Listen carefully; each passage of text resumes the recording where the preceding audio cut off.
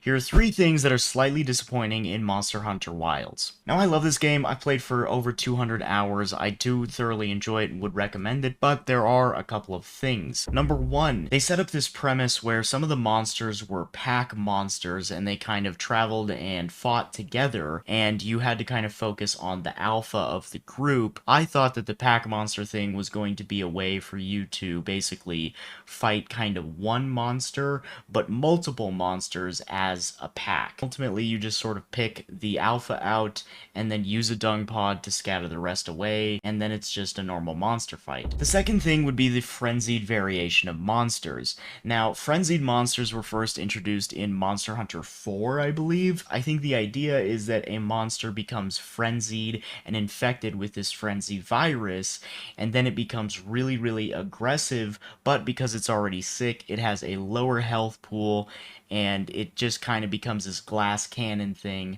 where it does a lot of damage, it's really aggressive, but they have very little health. In Monster Hunter Wilds, it seems like monsters die really fast anyway, so my first frenzy fight was like, oh cool, we're fighting a frenzy variant, I can't wait to see if this is like an extra challenge, and keep in mind I was already a little disappointed with the difficulty, but then I fight this frenzied monster, and the fight was over in like a minute or two, and it was like, wow, that was crazy disappointing. Like, I was like astonished when the monster was already dead. And I would say the third one is kind of the open world thing. So I was expecting a much more expansive kind of universe slash world in general, but the seamlessness of it is kind of nice, but at the same time, it sort of doesn't matter when, first of all, you have your sacred, which sort of just takes you wherever you want to go. On top of that, you can also fast travel like anywhere you really need to be,